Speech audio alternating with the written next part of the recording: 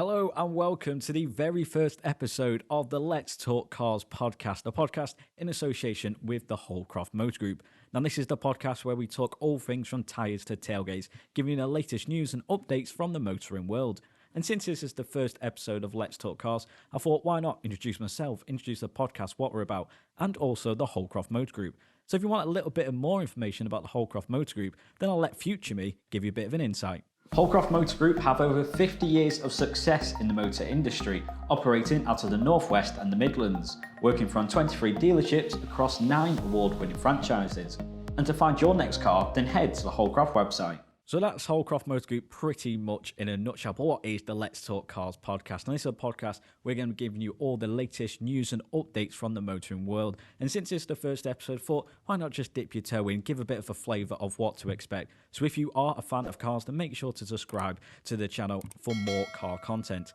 Now, since it's the first episode, we're going to talk about cars released last year in 2022 and what cars to look forward to in 2023. However, before we go any further, it's time to introduce our track topic.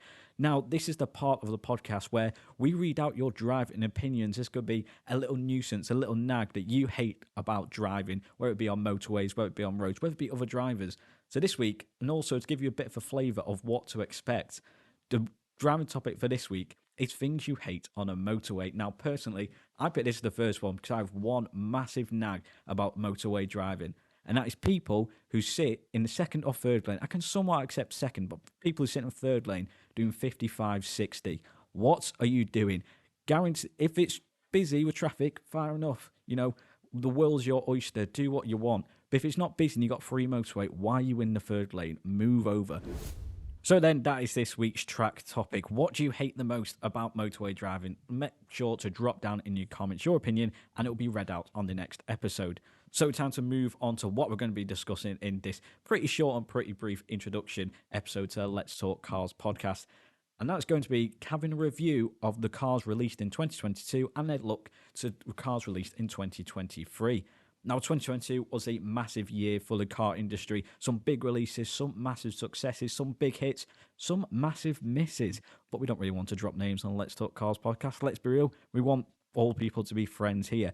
But time to look ahead to the cars released in 2022. And one of the big standout contenders for me for best car of 2022, and also just a signification of where the motor industry is headed.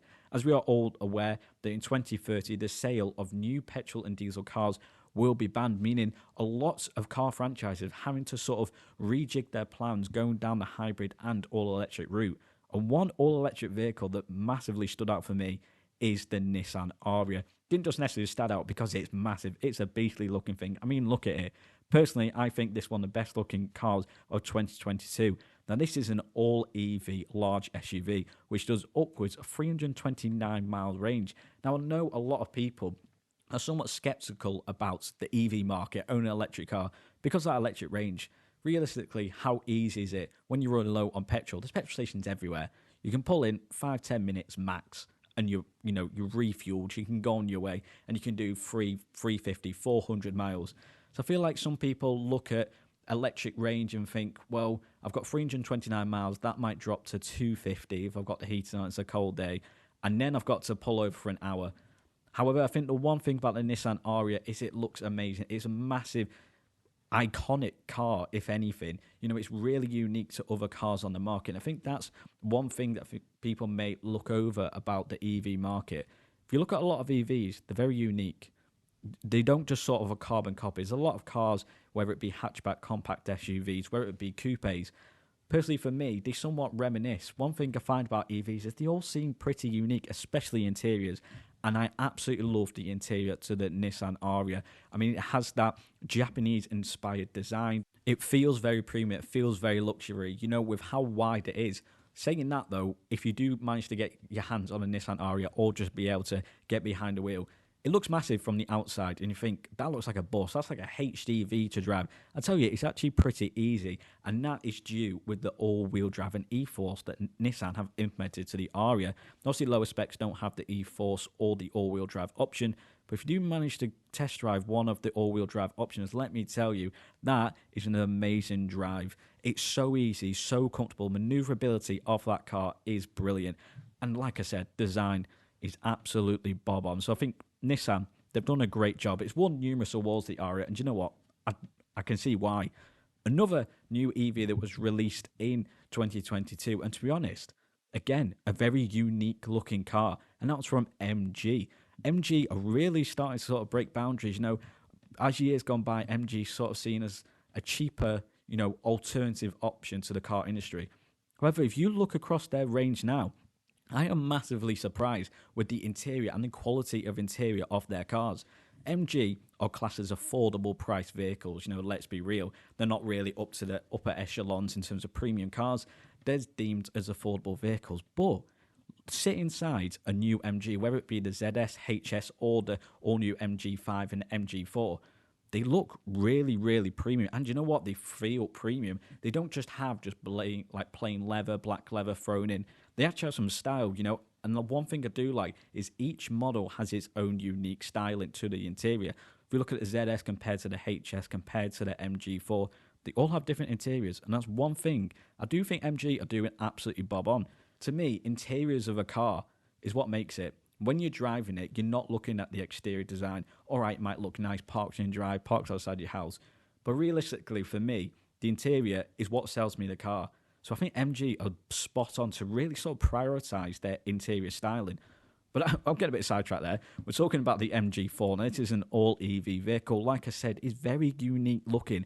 It almost is a car in two halves. You look at the front, very sporty, very, sort of strong lines. I really like, almost like an aggressive face, the front of that car. And also the colour options. You have this really sort of bright blue and their sort of trophy, signature colour of the MG4. It's this really nice orange. Personally, them colours with them really sort of sharp LED headlights that go around and that front grille, I think it's an amazing looking car. That car also comes with 249 newtons of torque, which, to be honest, I feel like they've underhit with that in a sense. When you drive it, it feels a lot more powerful than that because it's an EV, it has that instant response. 249 newton meters of torque, it feels a lot more than that. When you drive it and you put your foot on the accelerator, you get thrown back. One thing I do like about EVs is the fact that they just feel like massive go-karts. It feels like you're a kid again. Getting behind the wheel, just press and go, and you're away at some speed. Going back to that point about the fact that I feel people overlook the EV market because of that electric range, I think when you do get in one, you get more of a fun driving experience. If you're a bit of a car enthusiast, people might be a bit of a petrol head, they might overlook EVs because you don't get that nice engine sound, which, I can get. Being inside a car that has that nice rumble, that nice roar, is good. But there's just something about getting in an all-electric car, sitting in, press start, and you just push the accelerator and you go. It throws you back to your childhood, just getting into a big go-kart. And the fact is, they're so responsive and just easy to drive. If you're someone who might be nervous about driving a new car, because let's face it, all cars are somewhat different when it comes to the biting point and the clutch, etc. If you're someone like that, then try an EV. For me, they're just so fun. They give this unique driving experience that a petrol or even hybrid car can't provide. I just think they're a lot of fun. Now, another standout EV addition to the car industry, which was released in 2022, was the all-electric version of the very much loved Renault Megane, which now means, unfortunately, to Renault Megane lovers, you can't get a brand new petrol, diesel, even hybrid Megane. It's all electric, 100% electric. Is that a bad thing? I don't think it is, because I think the new design's Megane E-Tech is very striking, again, very unique. I really love the design of the headlights. They sort of go across and then loop around. Really, really nice. And I think the fact that Renault have updated, modernised their logo really stands out on that front grille. The back, again, has that really signature Megane LED light strip that goes right across. Overall, it's a good-looking car. And when it comes to the interior, like I said before, interiors really, really make a car and make a car stand out. Interior to the Megane E-Tech, I'm a massive fan. So then, with the release of the Renault Megane E-Tech, you can no longer buy a new petrol Renault Megane, which means, unfortunately, that the Renault Megane is now 100% electric. Which brings me on to another car which was released in 2022, which a very much loved car in the motor industry has had a bit of a new face. The Honda Civic, a stapleman in the car industry, often being a petrol head's go-to, especially after the release of the Type R. Over the decades the Civic has been around, it has had quite a few styling changes. And after 50 years in industry, the Civic has had possibly the biggest change so far. Because the Honda Civic has gone hybrid. That is right, the very much loved Honda Civic has gone all hybrid with the release of the Honda Civic e-HEV, which for me, this car is very powerful. You might be thinking Honda Civic has that sort of connotations, with the Type R, being a bit of a petrol head's go-to. But for me, having it hybrid, I think is a bob on by Honda. Obviously, like as I mentioned before, the car industry is going to all electrification. Now with the Honda Civic, with that hybrid engine, which also comes with synthetic engine sounds, which people might not like. They might think, oh, it's just a fake sound. Realistically, when you're out on the road and you're driving a car and it makes that really nice sound, unless you are a car enthusiast, no one's going to look at it and be like, oh, that's a fake engine sound. It sounds bob on. It sounds better than most, authentic engine sounds. That synthetic engine sound for me is a winner. But having the Honda Civic as a hybrid vehicle allows for better performance because it can set off in full EV mode and then lets that petrol engine kick in. It means you get instant torque off the line and then power, going. If you just have a petrol engine, it might sort of creep and then start going. This is fast forwards all the way. Fast and furious is what I like it. Again, has that classic Honda interior. For me, having the Honda Civic as a hybrid vehicle, I think it's a brave move for Honda, I must say. Honda Civic, like I said, is very much loved in the car industry. I think very much loved with car enthusiasts and petrol heads. So to change it to hybrid is a bold move, but you know what? I think it's a bold that's been very successful. So then, which out of the 4 vehicles that I've just mentioned is your favourite? Make sure to comment down below.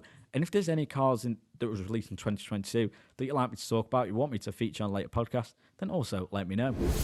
Now, before we take a look back at more new releases of 2022, time to go back to the future. Let's take a little hop into the future and talk about cars that are going to be released in 2023. And since we were just talking about the Honda Civic, we might as well talk about the much anticipated Honda Civic Type R. Now, that was released last month and is very much a limited edition car. I'm sure you're all aware what Type R is. It's the very much sporty hot hatch version of the very much loved Honda Civic. The new Type R is very limited edition, and you know what? I really want to get my hands on one because look at that car. That car, to me, just screams standout hot hatch. Top Gear's very own Chris Harris actually took it around the Top Gear circuit, and he mentioned himself that this is one of the best, if not the best hot hatch you can get on the market. Do you know what? There's no wonder. The only thing about it that somewhat makes me draw away from a hot hatch, if you look at other hot hatches on the market, you got the Hyundai i20N, quite compact, quite small. If you look at previous, hot hatches that were released, years and years ago, they're quite small. Hatchback for me should be small. It's quite a long-looking hot hatch, don't you think? Almost looks a bit as state car length. However, don't let that detract away from the performance because the Honda Civic Type R can do 0 to 60 in just 5.4 seconds, 171 miles per hour top speed, peak output 329 PS, and peak torque of 420 Newton meters just from a petrol engine. For me, that is absolutely fantastic. I need to get my hands on a Type R. It looks beastly. I need to try it. Imagine getting one of them round a track. Now that would be some experience, let me tell you. Now, another car which is set to be released later on this year, and it's actually teased, had it, its somewhat official launch just before the new year, and that is the all-new Volvo EX90. Pretty much to summarise, this is an all-electrified version and just sort of updated modern version of the EX90. If you put the two side by side, then they look pretty similar. They have that sort of boxy shape. However, the EX90 is more refined, more futuristic. The EX90, obviously with being all-electric, comes with 363-mile electric range, 0 to 60, 5.9 seconds, which for a large, heavy 7-seater, especially with that electric battery, electric batteries are notoriously heavy. That is pretty good going by Volvo. 5.9 seconds, pretty nifty. Obviously, it comes with the classic Volvo interior. You don't really expect much else from a Volvo interior. You know it's going to be premium. You know it's going to be classy, sleek, stylish, etc., etc. But the Volvo EX90 has a very enhanced driving system. It has obviously lots of driving safety features. We expect that. But it has a few little quirky bits, which I'm going to go on to. One of the things is it can detect whether the driver or passenger is either ill or if you have a drunk driver. Now, I generally don't know how this technology works. There's some very clever people out there who managed to fit this in. Do you know what? Fair play. How can a car detect whether someone's drunk driving? It can also detect by reading your eyes how tired you are, how much focus is on the road. So if the car thinks, your eyes are taking too much focus off the road, whether it be on your phone, whether you're looking elsewhere, etc., then the car will actually slow you down and potentially bring you to a stop. I don't know what Volvo are trying to say about their customers, the fact that they're having to put a drink driver system in. Are they saying that all Volvo owners like a drink? I mean, who knows? But it's nice to know that there's some cars out on the road that actually has that technology. If you think about that, then maybe you look ahead to 10 years' time. What, safety features can cars come with? If now in 2023 you've got a car that can detect whether someone's ill, whether someone's drunk, a car can do that. Imagine what in 10 years' time they can do. Surely in 10 years' time, the AA and RAC won't be needed, because who's crashing, seriously, if cars can be detecting whether you're ill, etc. The Volvo EX90 also comes with somewhat sonar radaring inside, because it actually has cameras that can see in the dark. Again, another feature which I'm not really too sure why they've implemented it, but you know what, is very impressive. Now, Volvo have named this the LiDAR feature, which will help spot objects, animals, or people hundreds of meters away, even in the dark, which, do you know what, that is pretty impressive. Now, since we're on EVs, talking about the Volvo EX90, it's time to tell you about a little offer that Holdcroft Motor Group are running in terms of EVs. The world of EVs. Now, it may seem pretty daunting to make the switch to an all-electric vehicle. How do I charge up? Where do I find charging points? It can all be pretty worrying. And that is why here at the Holdcroft Motor Group, we want to give you one less thing to worry about. We have exclusive offers across all used EVs. From the compact Renault Zoe to the grand Nissan Ariya, Holdcroft have offers on EVs to suit all. These exclusive offers are available until the 31st of March. So if you are looking to make the switch to an EV, then visit a Holdcroft dealership to secure these great prices. You can see our stock across all dealerships on our website. Here you can also find contact details for all of our dealerships.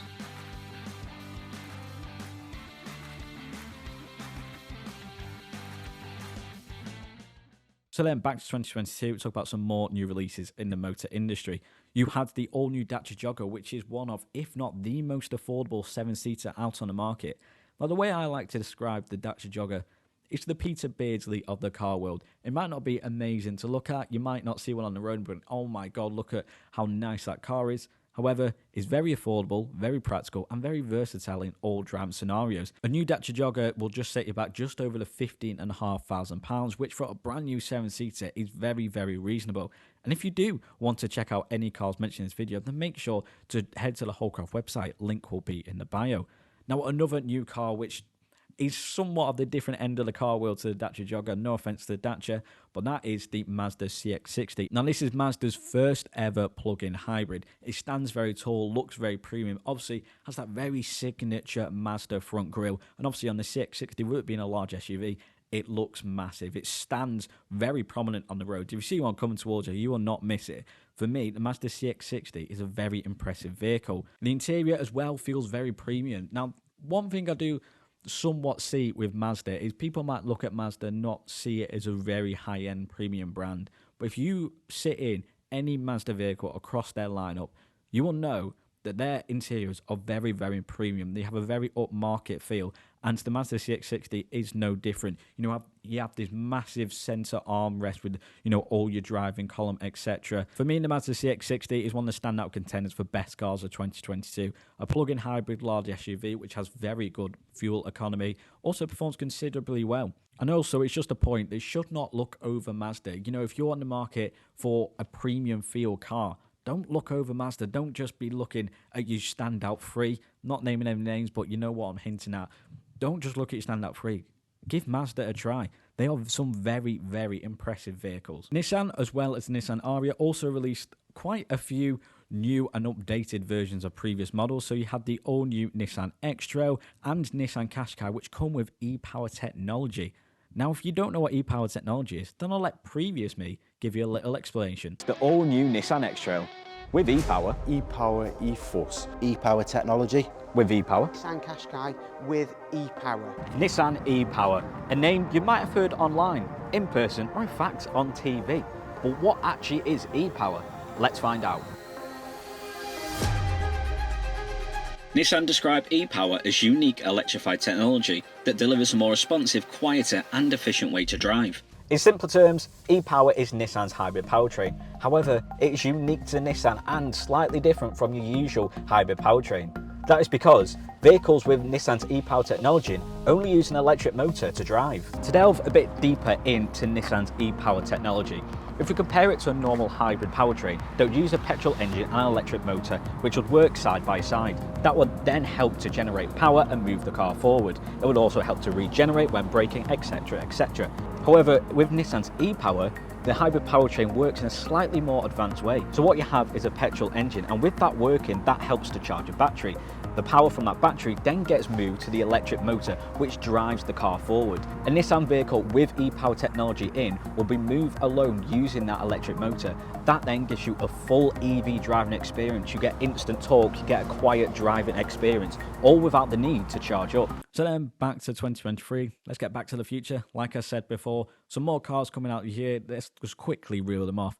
Now, a car that's been somewhat released in 2022, a lot of people know about it. However, it's starting to make its way around the dealership, and that is the Hyundai Ioniq 6.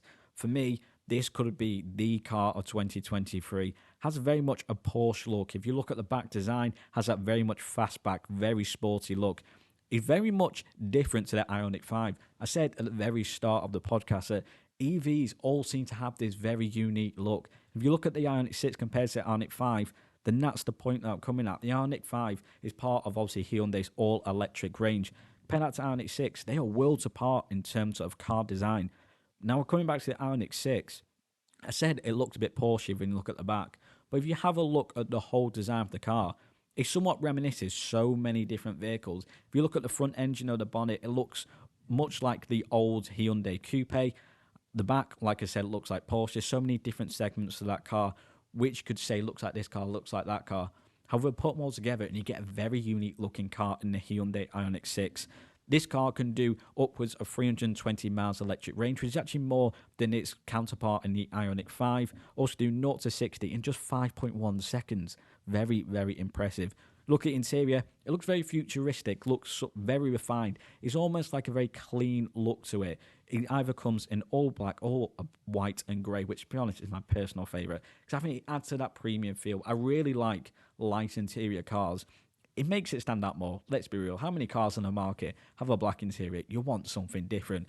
I also really like the doors has LED strip at the top and bottom. And the fact that the doors are made out of sort of see-through plastic really exaggerate them lights. And I can just imagine how good they would look at night. For me, the Ioniq 6 could be, even though we're only in the third month of 2023, for me, the Ioniq 6 could be the standout contender for this year. Another car which just quickly mentioned that's going to be released in 2023 is an all-hybrid version of the all-new Dacia Jogger. This is going to have a 1.6-litre petrol engine twinned with an electric motor. And you know what? It's just going to help the Dacia Jogger be even more affordable. The Dacia Jogger now, starts at £15,500. If you add a hybrid engine, that's ultimately going to bring your performance up. It's ultimately going to bring your running costs down because it's going to be more fuel economical. That's a great move by Dacia. A really affordable, if not the most affordable, 7-seater, which now is hybrid, which means it's cheaper to run and has better performance. I mean, it's a no-brainer, let's be real. So from our lineup of cars released in 2022 and cars released in 2023, which one was your favourite? Which car you most look forward to 2023? And what was your standout contender of cars released in 2022? Make sure to let me know in the comments. And if you have seen a car in this episode and you thought, you know what, I want a piece of that, I want to have a test drive or, find out more, then head to the Holdcroft website, link will be in the bio. Now that draws a close to the very first episode of Let's Talk Cars. Just a bit of a whistle-stop tour, just a bit, a dip a toe in the water of what to expect on this podcast. Make sure to hit a like, subscribe, and also make sure to drop down in the comments any topics you want us to talk about in future podcasts. Also, don't forget to drop down your track topic, your driving opinion, what you hate most about motorway driving. So make sure to let us know in the comments what cars, what topics you want us to discuss in future episodes, maybe some guests that you might want us to see get on. And until then, drive safe and keep talking cars.